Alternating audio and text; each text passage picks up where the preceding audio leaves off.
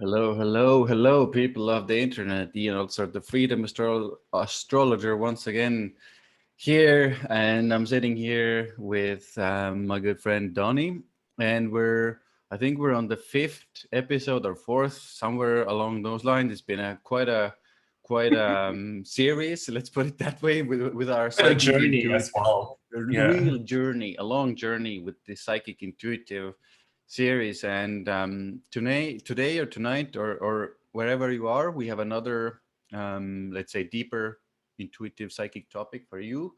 And I'll give it to Donny, and he will speak a little bit about what we are going to talk about today. Yeah, I mean, since we've covered like the three Clair abilities like clairvoyance, audience, and sentience, I think we're going to cover the fourth main type, which is called claircognizant.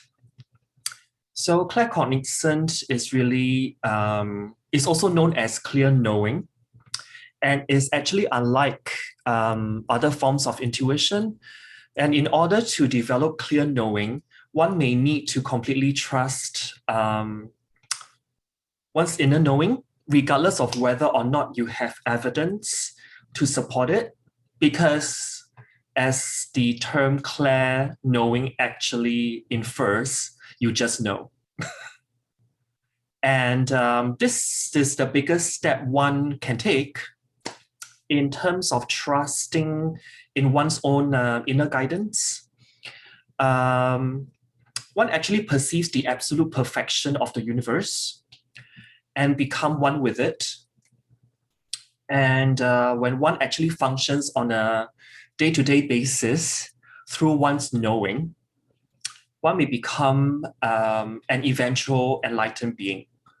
So it's worthwhile to look into this Clair ability and develop it. So in short, anything that has ever existed, is existing now, or will exist in the future is accessible to each and every one of us through the gift of claircognizance.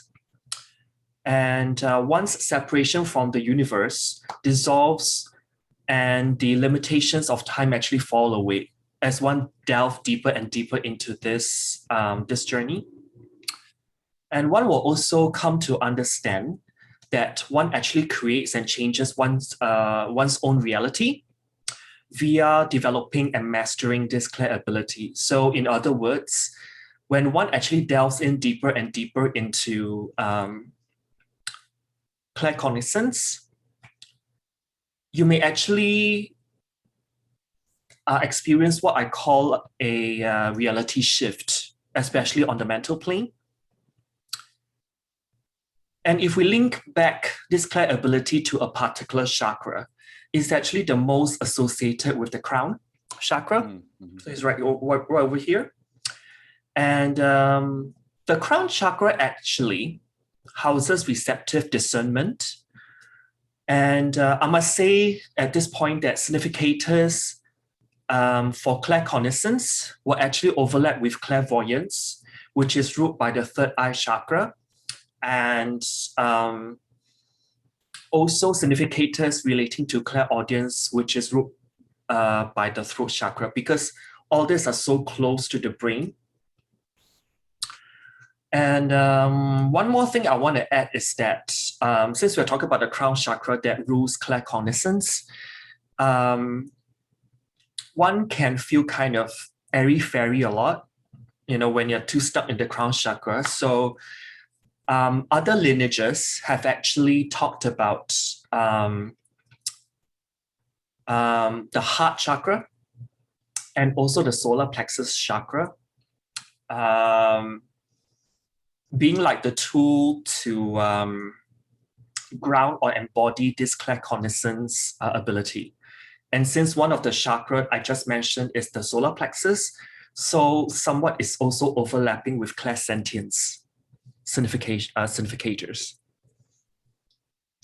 So you may observe in this conversation that the significators we're going to talk about later in this video, there's going to be a lot of overlapping in that respect.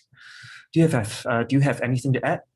Yeah, I wanted to add a little bit of because this ability, you know, it's a weird one in my opinion, Yeah. and because it's like we live a lot still in kind of like the left brain world. So the left brain really wants proof of things. But like in this case, with this ability, this kind of gift, I would say, it's almost like there's no proof, only your knowing, and the knowing or the strength of the knowing is the proof. Now obviously if you kind of develop it and kind of learn about it, and then, let's say, even test it out in the real world, then you know, at least you will have the proof in your mind that, you know, these knowings, these things, this information that is coming to you is, you know, true. So you don't have to doubt it anymore, even if, you know, other people outside of you or you're next to you doubt it. You will can, you know, start to um, build that confidence up, because otherwise, like, the knowing comes in and you, it's really easy to disregard it as well, because it's, you know, it comes out of the blue. There's no kind of like, you know, ghost sitting there and saying to you, like waving their finger. It's like it's like the wisdom comes and you're like, okay, is it really going to happen? You know, what do I do with this? You know, these types of ideas can come as well. So test it out, start seeing, start, you know, when these sensations or, you know, the knowing, actually the knowing comes, you know, test it out in the real world and start seeing if it is manifesting. Yeah. Yeah. To elaborate more about claircognizance, it's alternatively, the more layman explanation can be like intuitively knowing things about people, about places, and also things as if the information was already present in the mind or within the mind. And I find that people who are inclined towards this gift or talent, they can somewhat experience sudden bursts of information, understanding, and revelations as well. Mm-hmm. It's almost like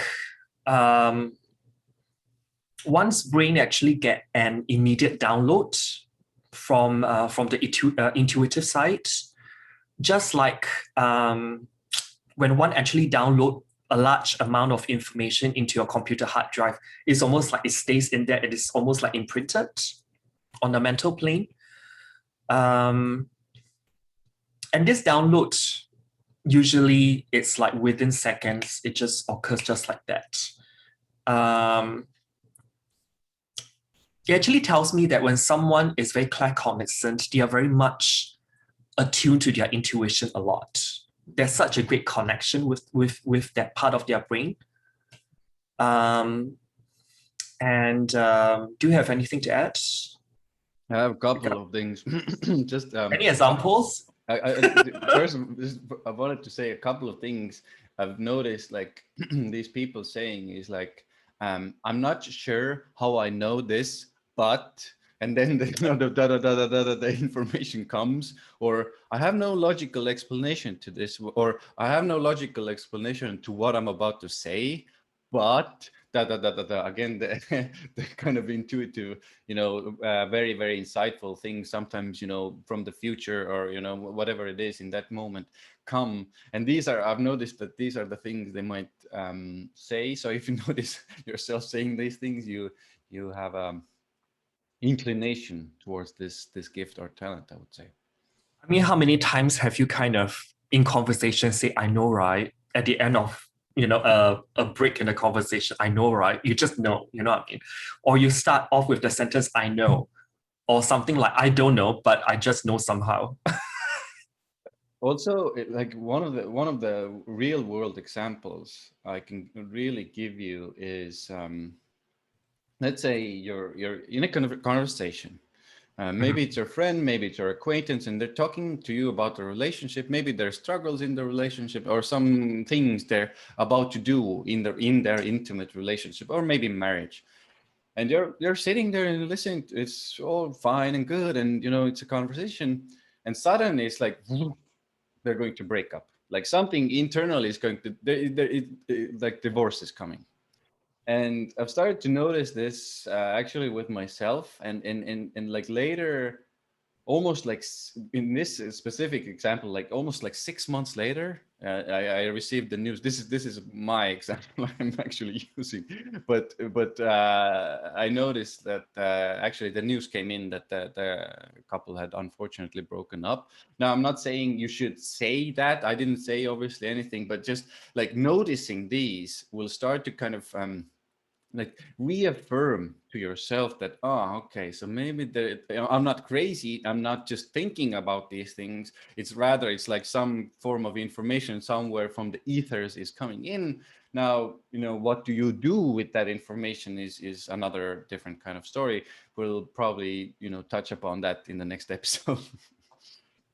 Yeah, I mean, like this clear knowing, claircognizance, some people call it divine knowing or drop-in insight, because it's like this light bulb just illuminates suddenly within your head, like be it a sudden idea or bright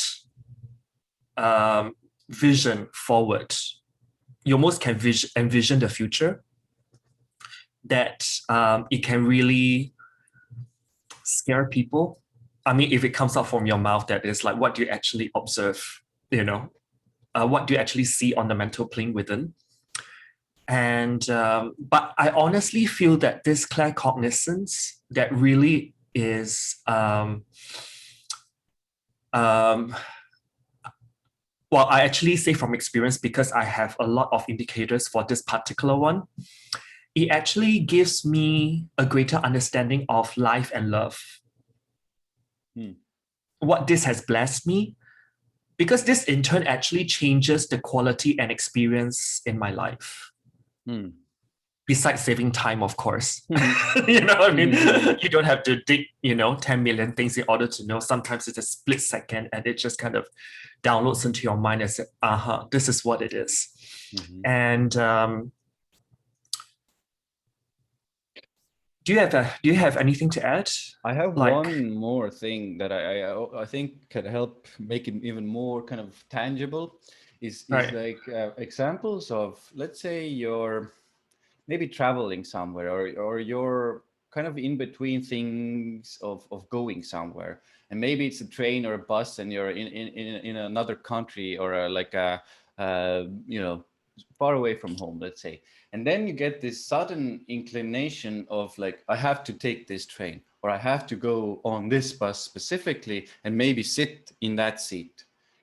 These are also examples how this gift can come, and is definitely at first I would say it's really, really uncomfortable to do, because it's sometimes like it's really strange things that maybe this energy or this information is asking you to kind of do. But once you start kind of taking those small steps and you see like, so this was the reason why I was supposed to go on this train, or why I was supposed to take this course, even, maybe you see a course on online or something. And then after you start seeing this, you can, let's say, put the puzzle together. But like the first step is still kind of like trusting that voice, or it's not even a voice, it's like a knowing. I think the knowing is the better word here. Yeah. Yeah, because it's almost like the knowing of an event, occurrence, intention, or even another facet of existence. You just know it even without any evidence that lead to that knowledge. So that's why there's this kind of, if you're not used to it, there's this resistance. And even despite having no information about an event, I would say that claircognizant people, they can feel that they know a piece of information that they have yet to be presented with, but somehow they will be consistently shown that it's correct by the outcome of the situation nonetheless. So it's almost like there's this kind of elbow grease that you have to really put into to develop this clair ability. And if you're blessed with that, it's even more important that you trust your inner knowing, your inner guidance. That's why claircognizant is also known as divine knowing. so that it becomes clear to you, this sense of knowing. And because if you actually get down to work with it more and more, eventually what it does is that it will heighten that intuitive side of your brain, and that gut instinct of feeling will get even more stronger. And you will feel that you get regular flashes of insights and inspiration that comes along with it. And I'm not saying that being claircognizant means you're illogical, because most people that have natural claircognizance or claircognizant abilities are logical people, and they enjoy kind of thinking things out. But it's almost like they get that divine inspiration and download of ideas that suddenly pop into their heads quite a bit. I will also say that, I wonder if you agree with this, that claircognizant people also regularly experience feelings of déjà vu. I think that's an amazing point, actually. Really good. It's almost like you've been there, done that before. Yeah. Or had a dream about that something as well. It's really interesting. What I've experienced is, especially during eclipses, or these kind of like energetic openings, we can call them.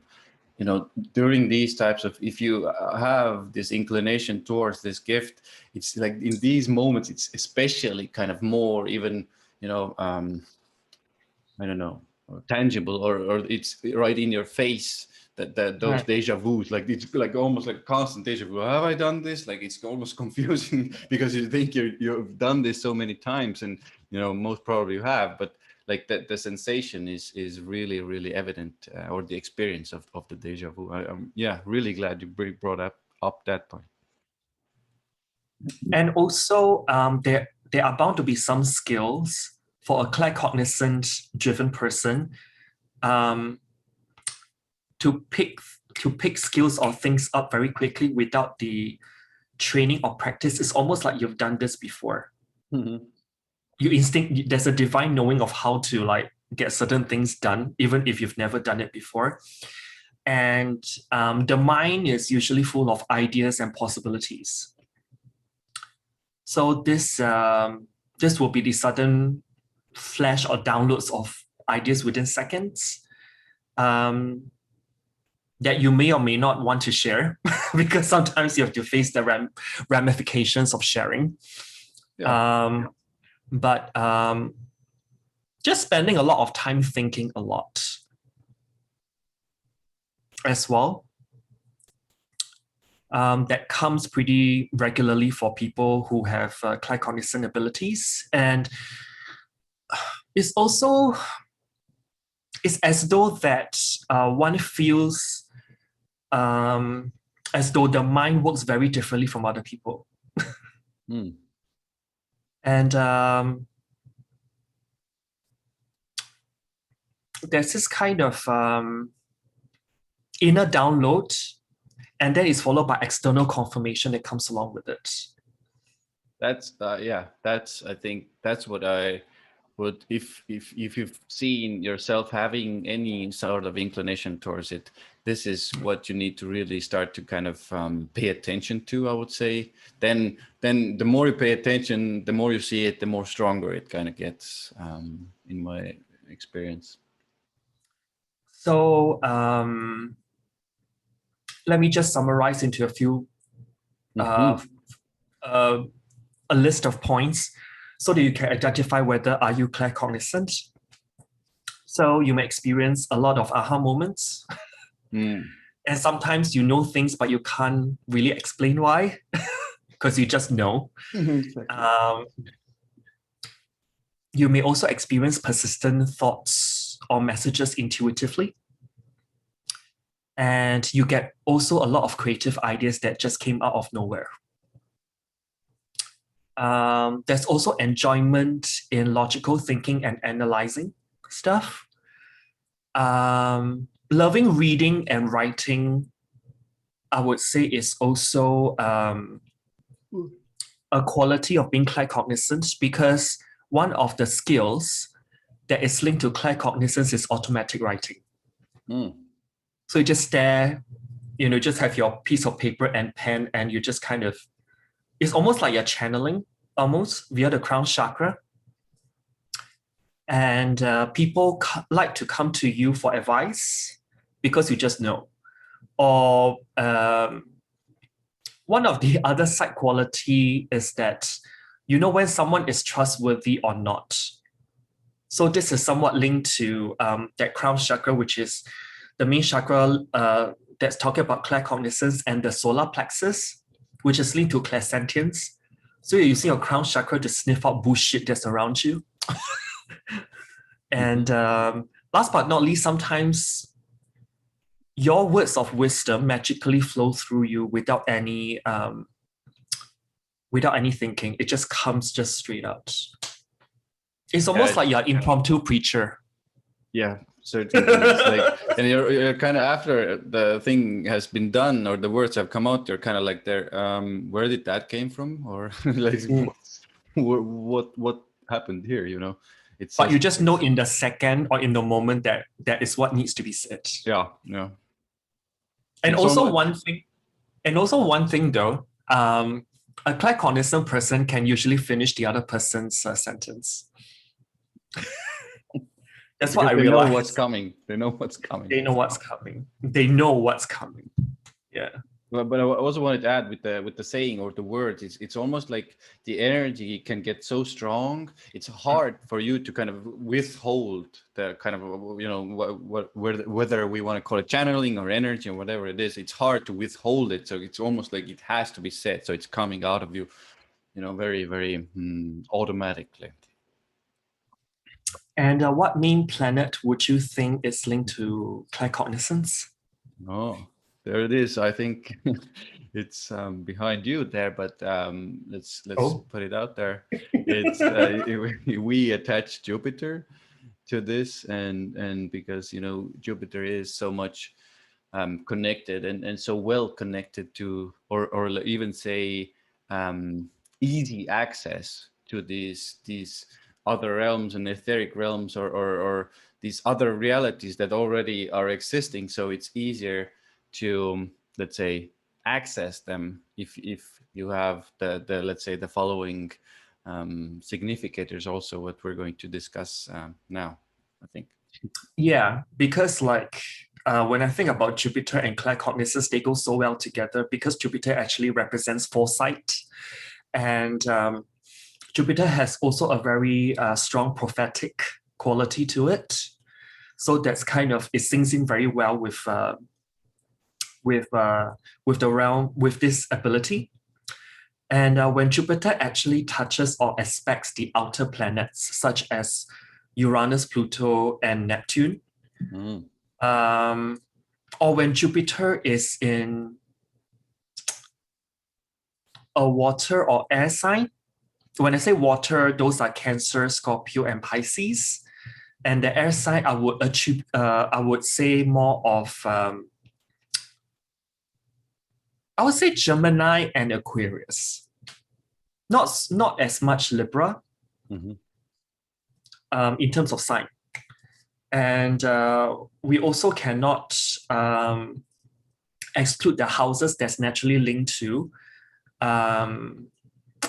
Jupiter. And the main house that I want to link towards being claircognizant is a very emphasized 9th house. It could be a stellium, or it could be the ruler very much connected to the rest of the chart. Because when I think about Jupiter and the 9th house, it's really that strong of an intuition.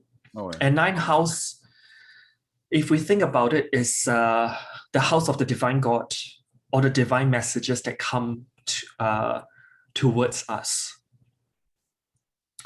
And so things like premonitions are very much a deja vu feeling for people who are claircognizant. Do you have anything to add to that? Yeah, I just wanted to maybe it's self-evident, but I just wanted to add like Jupiter in the ninth house already is quite a good indication, in its own house, and water houses as well, fourth, 12th, and eighth. I think we've kind of mentioned them in each of our videos, but they're so important, guys. With these, doesn't matter really which ability, but like the water houses need to be kind of Or watery sign planets is somehow connected as well. Or the ruler of that house, the ninth house. But of course, you mean ruler of the ninth in watery houses or watery signs? Yeah, or connected to some outer planets. So I would just like to segue a little bit into for a few minutes to talk about how you can develop or strengthen that claircognizance if you know that you have it. Nice. Perhaps you can focus on your crown chakra, and this can be via chakra clearing meditations, because we are living in such a time whereby information are just flying all around us, and especially air sign people, or a lot of air houses, third, 7th, and 11th house emphasized people, they usually have a lot of what I call like chakra wedges, as in they have a lot of, they tend to have the crown chakra blocked more easily than other element. So you may want to look into that and look up some chakra clearing meditation, especially meant for this part. And if you know you have the skill, but you're not attuning to that, maybe you can try out on the regular in practicing automatic writing. And I also find that regular affirmations are also very effective, because it slowly but surely breaks down the polarity resistance that's perhaps blocking you from connecting with that ability within you. And last but not least, I would say that set your intentions and ask your guides, and some may be praying to angels, or some may be praying to just like the source for confirmation of things.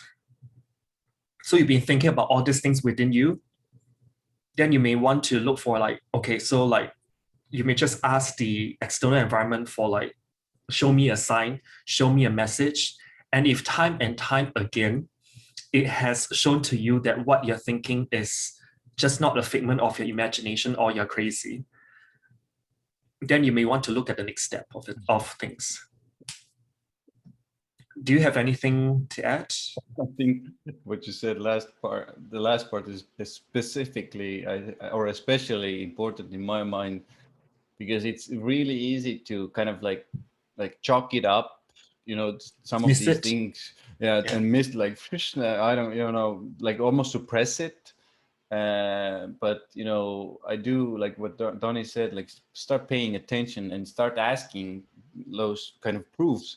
And you can also write these things down. Let's say maybe you're sitting with a friend, or you're driving a car, and something comes, knowing comes, write it down and see if in 3 months, 6 months, maybe year, maybe week, if something happens, because that again gives the other side of the brain kind of like the knowing, or the proof that this isn't your imagination, craziness, or you're not just thinking about these things, basically. I think it's really connecting with the third 9 axis, right? Third house is really keeping a journal, like what you said, and writing things down to confirm the 9 house occurrence, of like divine knowing. So you have this third 9 polarity axis that you're connecting to actively to really drive home the fact that there's validation Because if you don't write it down, things will just fly through you and all that. Unless, of course, you have a very good memory. So now let's move on to the rest of the astro-significators, shall we? I've written here Pluto or Uranus in the first house, or even better, conjunct the ascendant.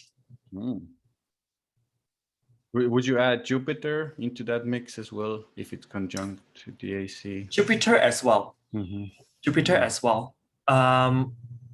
Or how about a heavy emphasis on 3rd and 9th house axis? But I've also written down the 5th and 11th house axis as well, because Jupiter has natural planetary joy in the 11th house anyways. And then I looked at the polarity opposite, which is the 5th house. Because if I'm not wrong, I actually read somewhere in Vedic astrology is that the 5th house is actually where someone in past lives have studied sacred scriptures. Because it's the 8th house from the 10th. Like okay, I get it. Career being associated with okay. Yeah, it makes sense. So it's the 5th and 11th house axis, and also the 3rd and 9th house axis. If there's any like heavy emphasis on those both axes, I would attribute it to claircognizant ability.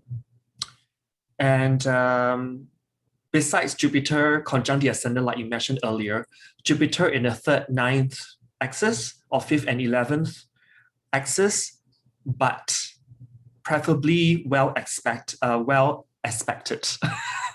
This will give an easier time to integrate that, because when it's hard aspects, it brings along like you may feel burnt by the experience, or there's some kind of resistance. And how about Jupiter and the 3 invisible planets, which are Uranus, Neptune, and Pluto? Aspecting personal planets. When I say personal planets, that's Sun all the way to Mars. And I've also added like Chiron, Black Moon Lilith, and White Moon Selene. To or from the 3rd, 8th, 9th, 11th, 12th, and 5th house. Wow. So it's quite a long list. Quite a lot, yeah. Yeah. Or you have Jupiter or the 3 invisible planets linked to 3rd, 9th, 5th, 11th, 8th, and 12th house rulers as well. Yeah.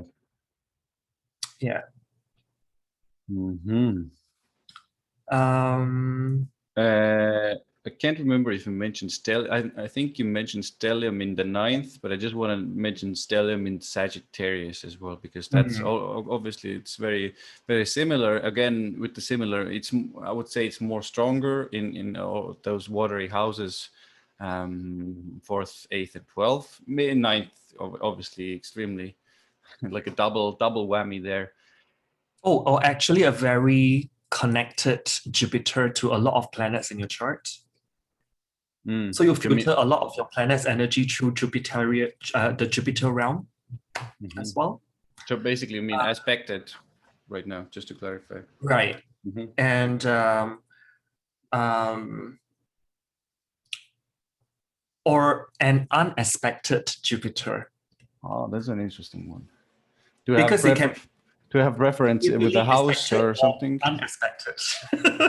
But do you have a preference there with the house, or just basically any unexpected Jupiter? Unexpected 9th house ruler as well.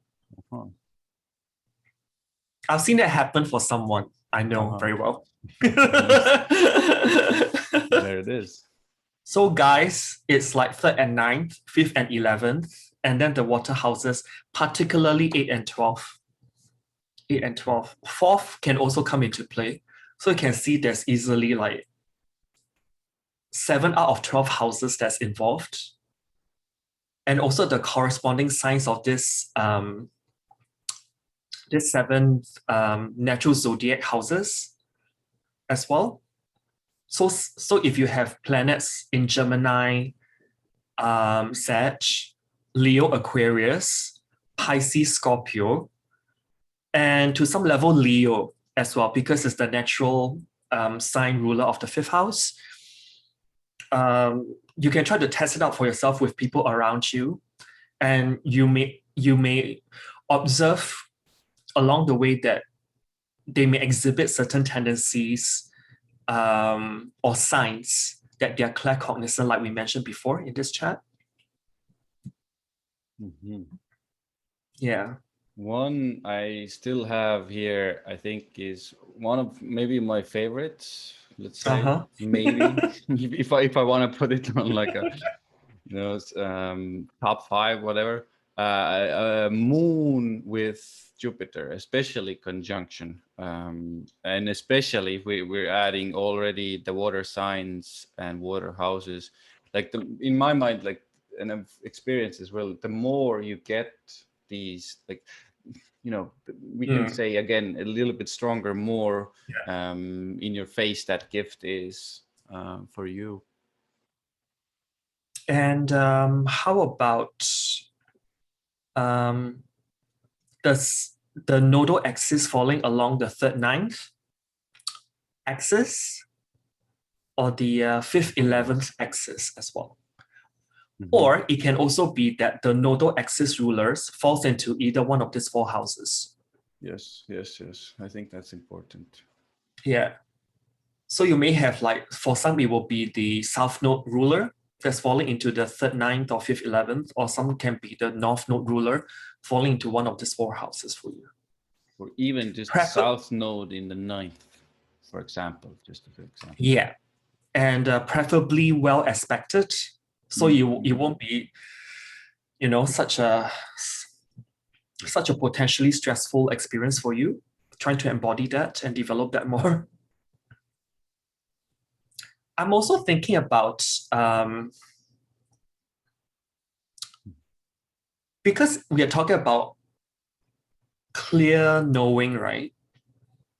So besides Jupiter, Uranus can also be put into the picture, because Uranus is the higher octave of Mercury. I would put both in, actually. Yeah, so people who are like Mercury-Jupiter conjunction. Oh, yes. Or Mercury-Uranus conjunction. Oh, yes. Jupiter-Uranus. Jupiter-Uranus as well, because it magnifies that visionary look forward. Because when we talk about Jupiter and Uranus, they are both forward-looking planets. And if I linking back to my knowledge of sibling constellations, usually the 3rd child of any pecking order, they embody Jupiter and Uranus energy a lot. So usually the 3rd child in the sibling constellation, they usually are more like claircognizant than usual. Interesting. Yeah. Very interesting. Yeah. So if you have like Jupiter, Uranus by location or by sign, maybe they are in their own sign, falling into the 3rd, 9th axis, 5th, 11th axis, or 8th and 12th house, look out for that. Yeah. Preferably not afflicted or like harshly aspected. Yeah, it will be just more difficult. Yeah. I think also, sorry, just to kind of maybe one piece. If you have like, maybe you have some of these, what we've talked about, the whatever it is, Jupiter there, or Jupiter with the moon, or Jupiter with the Uranus, or whatever. But you have like Saturn square, Saturn opposition there. You're going to doubt it a little bit more. It's going to be more difficult to bring it out and use it. But with Saturn, it's always about putting in the material, practical efforts and tangible. Or efforts. Saturn demands tangible proof all the time. Yes, constant proving of yourself. Like, yes, this is happening. Yes, no. Annoying, or but can be done. You may actually fear it as well. Jupiter is fear. Yeah. How about we talk about some of the generational outer planet combination pairings? What I got here, or what I wrote here, is like Uranus-Neptune generational aspects. Somewhat those are connected to personal planets, Sun to Mars, Chiron, Black Moon Lilith, and White Moon Selene. So when we talk about Uranus-Neptune aspect, that can be starting from the conjunction all the way up to their opposition. So for people who have like personal planets at the same time aspecting Uranus and Neptune, yes. The more this kind of energy comes in for you, this claircognizant ability, and Uranus-Pluto generational aspect, I find that also comes in very strongly as well for people. Because I've got a few clients that's born, I think the middle of the 1960s, I think I mentioned before in another video in this series that Uranus-Pluto was conjunct in the mid-1960s in the sign of Virgo. And both of these planets are opposing Chiron in Pisces. Okay. That's for those people that's born in the 1960s, in the middle of it. And then I think for a short period of time, Saturn in Pisces also joined that opposition as well. So fear as well with this. I've actually seen clients who like took a long time Saturn to actually embody the other three coming together in opposition kind of aspect, or because we're talking about Uranus and Pluto opposing Chiron, they may just side with the Chiron or project the Chiron energy out there and just blame God. Why do I have this? Why can't I just live in the, the earthly mundane realm, Virgo? Why I can't be normal or why I can't be normal, So there's always this kind of infighting. And so if, for example, you have a planet that's personal planet that is from Sun to Mars, and is simultaneously connected via aspect to Uranus and Pluto, as well. I have both of these. Got Sun connected to all three outer planets and Venus connected to all three outer planets. So I know what I'm talking about. That's always good if you have like practical examples of people doing that or using it in the real world.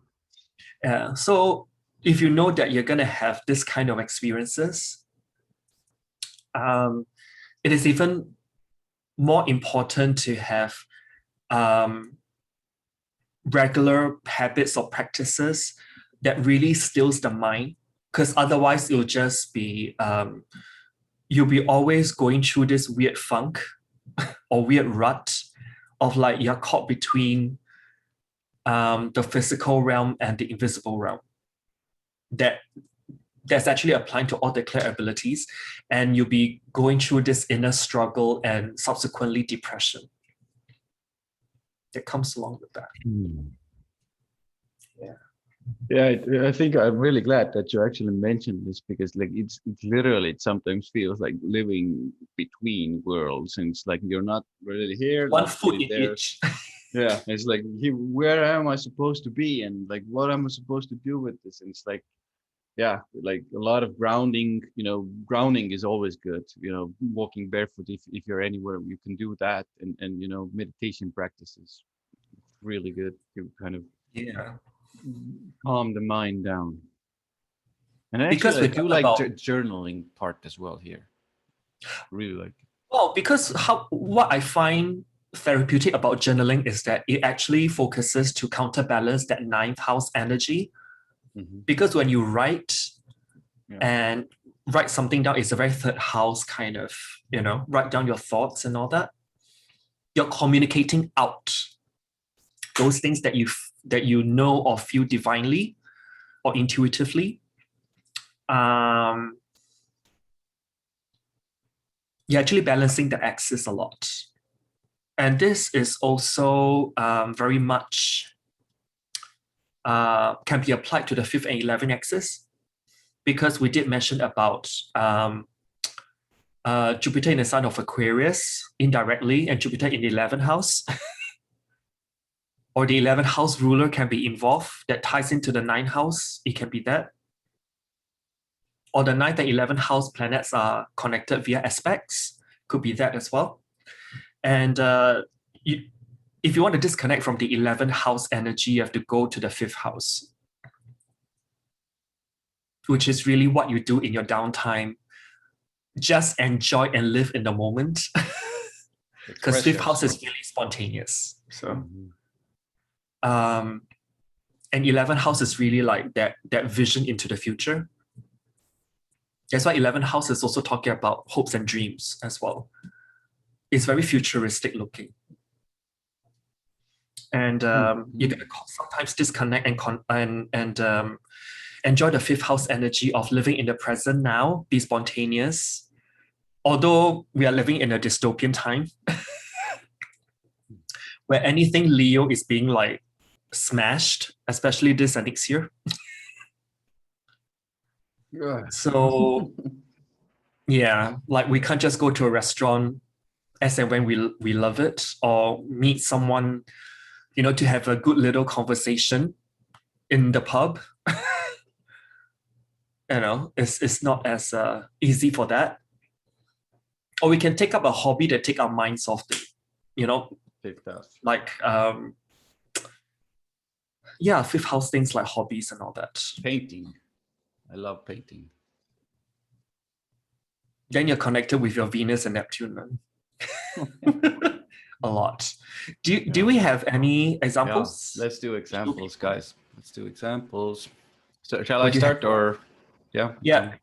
What do you have? Oh, there it is. So I brought, I think a lot of you guys will know this person. He is passed on from this reality, unfortunately, in my opinion. This is the chart of Rudolf Steiner.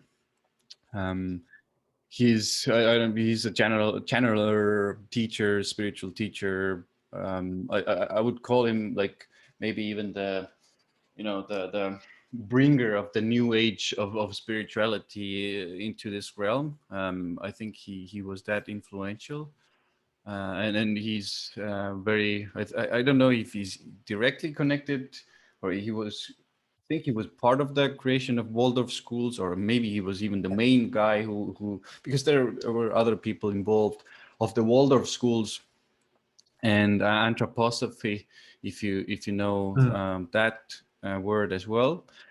And he's been, you know, very influential, I think, in my personal development as well.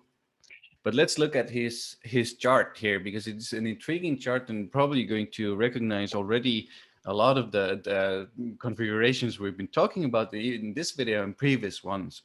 I will just start from the beginning and just let's go into it, and then Donny will jump in as well.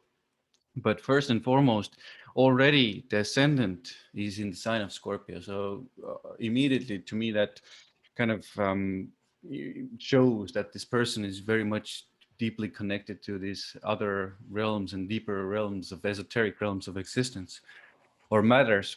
Now, moving forward, we can also see that there's a stellium in the 5th house and in the sign of Pisces. So already, you know, these things, these matters are coming together. And furthermore, in that stellium, Mercury is conjunct Neptune. So already a very, very intuitive kind of messages coming his way constantly from these, you know, Pisces, other dimensional realms, spiritual, psychic realms. Very intuitive person we can see here.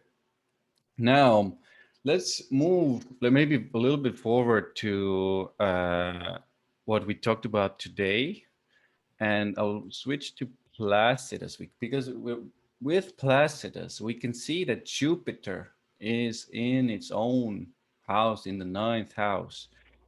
And you know, guys, this we've been hashing this tonight, so it's already a pretty strong indication that this person was, you know, intuitive and getting messages, but also these kind of knowings were constantly coming his way. And if you look at Placidus and whole sign, you can see that the south node is in the ninth house. So this person has a really, you know, in a watery sign as well. So this person has this easy access to these, let's say, higher wisdom, higher knowledge, and in my mind, they're using it quite, or were using it quite beautifully. Now, one interesting thing I really wanted to mention with this as well is, I think it just looks better on the whole sign, so I'll just keep it here. The Jupiter in whole sign is in the 10th, so you know this already talks about the career of the person, but it's also very much close to the MC, you know, the higher mission we have in this life. And when it's Jupiter, you know, this, you know, I would say this intuitive, psychic, spiritual matters really come strongly into your life.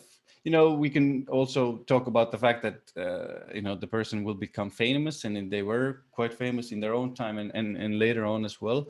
But it also brings in the intuitive, spiritual, inner knowing very strongly to the person's life as well.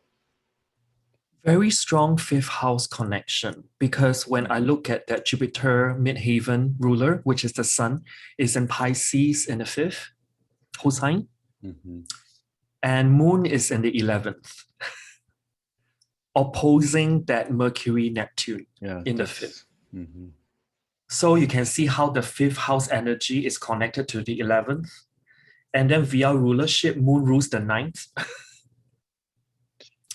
And so Rudolf Steiner actually used all his this kind of inner knowing, claircognizant, some form of clairvoyance and audience and sentience as well. All three, he has it. I think he really did. And I just wanted to mention quickly one other thing, because what he also did, which is really important, because you can see, guys, that he also has a lot of earth in his chart.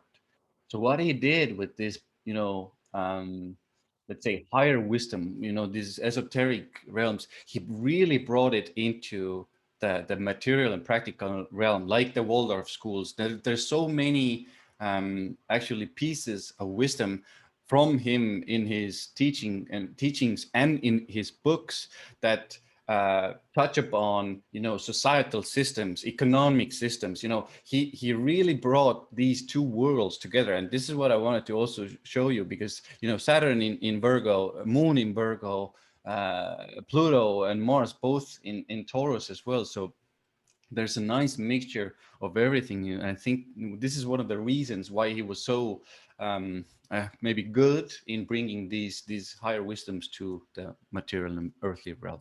It's interesting that you mentioned the Mars and Pluto conjunction, because it co-rule his ascendant, both planets. And both Mars and Pluto are ruled by Venus in a sign of Aquarius, opposing that Jupiter again. So you can see how he uses that to formulate models and even schools for kids, because you can see his whole sign fifth house is so prominent. How about Placidus? What is actually in the fifth house, I wonder? Mercury and Neptune. Okay. So you can see Mercury is so close to the fifth house cusp, Placidus. Yeah, right now you're noticing it's like a very wide T-square here. Yeah, it's very wide. Okay. I mean, we can count almost, you know. But yeah, it was just amazing, in my opinion, amazing chart. If we actually include the nodal axis, we actually have a mystic rectangle, which we mentioned, I think, in our intro to the series. You can see the moon that's opposing Mercury and Neptune. And if we include the north and south node, we actually get a mystic rectangle as well. Okay. And we have a T-square here. I Sun, mean, Saturn, all squaring Uranus in the 8th whole sign. this is the weird one because this is 7. Yeah, this is 76. Yeah, this is a T-square, and also because this is a wide one, it's almost like he has two of them, you know. Right. Two T-squares. I would say by orb, maybe it's yes, sign-based T-square, Sign-based, yes, but yeah. if by degree and we, have a pretty tight range, then that Sun, Saturn, and Uranus will form a T-square because Sun is connected to Venus's co-rulers, both of them, Uranus and Saturn. Because both planets rule Aquarius, and that Venus and Chiron are there in a 4th whole sign house. Can you just zoom out to the other chart, the Placidus one? Okay, so you can see like Venus is in the 3rd house, Placidus. So is that communicating new age, Aquarius, ideas. He's very much into writing books. Yeah, very because much. Venus in the 3rd house can be very much a writer, prolific writer, and all that. And Uranus is very close to the 8th house cusp. Another one of those indications of flashes of divine knowledge in a sign of Gemini. Yeah, from the other realms of even maybe ghosts and spirits. Or just realms that we don't usually see with our 5 senses, but also 8th house. 8th house is also the school of life. Didn't know that. So what he actually did was like show people there's an alternative way of learning and education for the kids.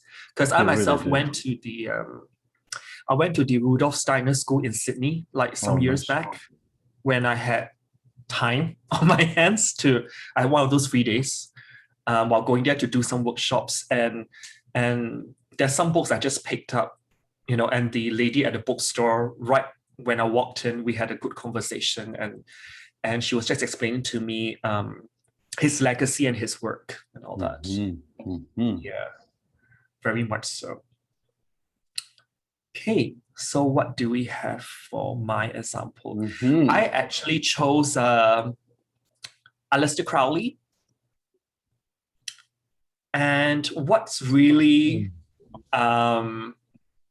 important to start off with is that he is born in between eclipses. So he's born on the 12th, and there was a solar eclipse on the 29th of September. And then 2 days after his birth, there was a lunar eclipse at 21 degrees of Aries. So this I would call it prenatal, although it occurred 2 days after his actual birth, is falling onto his Chiron in Placidus' 10th house. So very much, because I mentioned Chiron as one of the connections where we talk about claircognizance, so the inner knowing is really there. And intuition that comes along with it. Aleister Crowley also has Uranus in the 1st house, just like your example for Rudolf Steiner as well. So they can really bring that inner knowing. You mean Edgar Casey? You meant Edgar Casey? Can you look back at your example? Because I remember that. Because Steiner had Uranus in the 8th. Okay, so it could be Edgar Casey. Yeah, it could be Edgar Casey. Yeah. Edgar Casey, because I think both these are all Leo psychic rising dudes. Yeah, both are Leo rising, with Uranus being the next planet to rise to the ascendant. And I'm looking at the Placidus house, and the south node and north node are in the third, ninth axis. Mm-hmm. And particularly in the ninth house, the moon is also there. Moon, Pisces, moon. Mm-hmm. And moon in Pisces. And for this dude, Mercury and Jupiter are conjunct in Placidus' fourth house and whole sign fourth house in the sign of Scorpio. Yes. And the moon in the ninth house is ruling the 12th house. Oh, yes. Bringing all of that extreme, I don't know, psychic energy to say, I guess. And he's also got south node and all the 3 asteroids of the 4 in the third house. And the asteroids are all falling into the sign of Virgo. And all these asteroids in Virgo are ruled by Mercury that's conjunct Jupiter in a sign of Scorpio. So he's written a lot of occult books. He's also written, he's also touched on the topic of esoteric astrology as well, if I recall, and also books concerning magic, which is very much Scorpio's realm as well. Totally. What else can I say about this chart?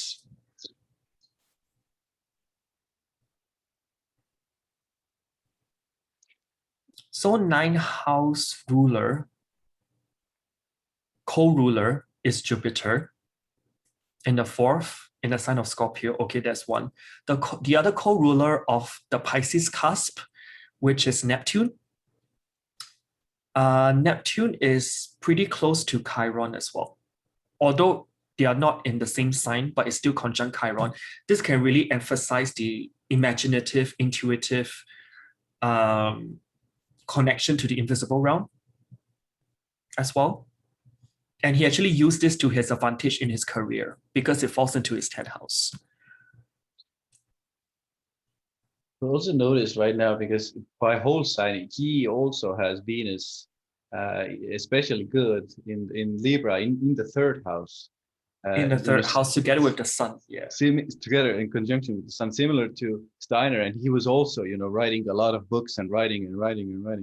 So quite intriguing to see that. So if we use whole sign, it'll be south node, sun and Venus, all in the whole sign third house. Mm-hmm.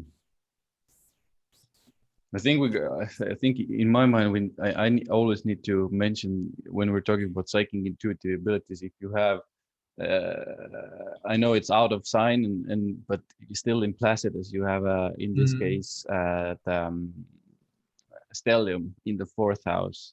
So to me, it's already a very, very, very kind of good indication that this person was very sensitive, intuitive, and felt a lot. We can say that. I also want to mention part of fortune as well. Because part of fortune is in the watery sign of Pisces and is in his 8th house, Placidus. And also whole sign 8th house. As well, yeah. Mm-hmm. And it's closely conjunct white moon Selene. That's interesting. So it brings really that lunar energy into the watery Piscean realms, and that 8th house, which is anything that's occult or magic again. And those are the topics that he really touched on over his prolific career. Yeah, as a writer and novelist.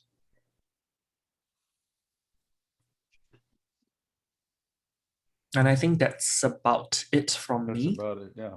I think we went pretty long this time, but I think I always enjoy the examples, I guess, the most. Maybe because they bring in the tangible, what we're kind of yammering on here about, like how to use it really in a practical life. And hopefully, guys, for you, like these 2 examples show how to use these energies in very, very, practical ways. These both people, they brought this wisdom, this kind of higher knowledge into the practical earthly realms for people to learn from, to study from, to grow from. And still to this day, children are for example, learning in Waldorf schools and reading Crowley's books. So yeah, good stuff. Yeah. Oh, and one last thing I want to just talk about Aleister Crowley's chart. If we widen the orb between Chiron and Saturn, he also is like Rudolf Steiner has a mystic rectangle as well. Mm-hmm. Oh yeah. So it's one of those that keeps showing up. That's why it's called mystic rectangle. There's something mystical regarding that. Mm-hmm. Yeah. Oh, I think that's it for today or for tonight. And Yeah. if you want to get a reading with us, the links will be in the description below. Yeah. And I think we at least have one more episode of this series. Yeah. But who knows? Maybe more. But Well, stay I've tuned. actually gave a preview what we're about to talk, right? Yeah, In the next episode. you did. Yeah, something around that. Yeah. So guys, stay tuned, and we'll see you in the next video. All right, ciao. Bye for now.